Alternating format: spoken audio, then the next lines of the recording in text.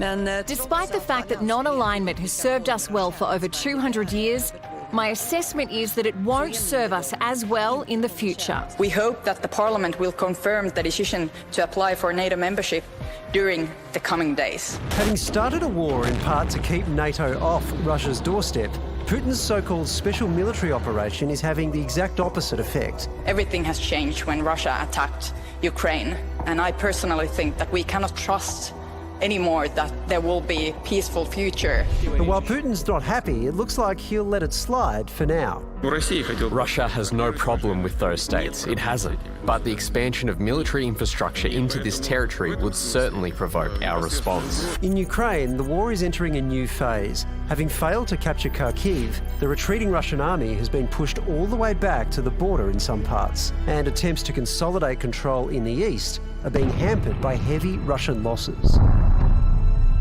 While an expanded NATO would add to Putin's problems, it's still far from a done deal.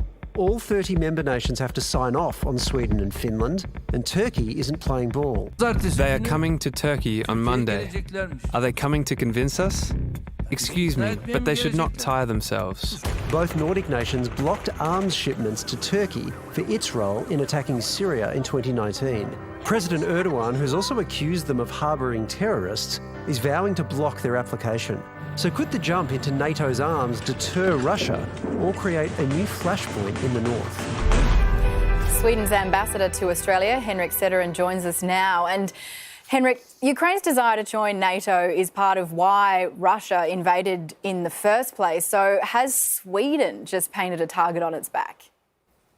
I don't think so. I think this application that Sweden has now decided to present to NATO is something which makes Sweden more secure.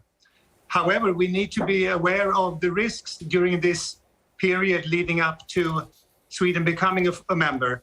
We have maybe up to a year with the ratification process in the various NATO member countries. And Russia has come with threats. So we have to be alert. We are, of course, concerned about cyber attacks, disinformation campaigns and things like this. Sweden has a long history of neutrality or non-alignment. How much support for the move is there back home?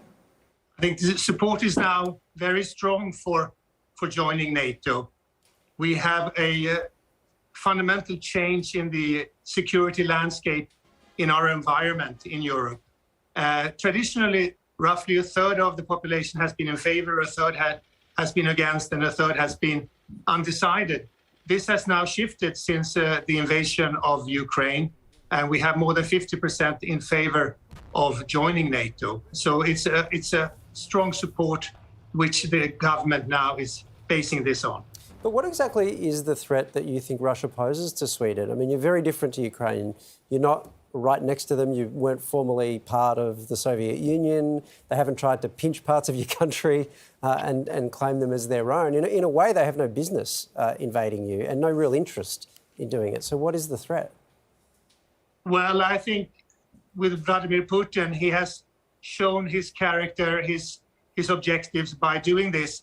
So I think it would be very risky to have as a firm position that he wouldn't want to move on other targets. I think also from our point of view, we see that Ukraine is not a NATO member.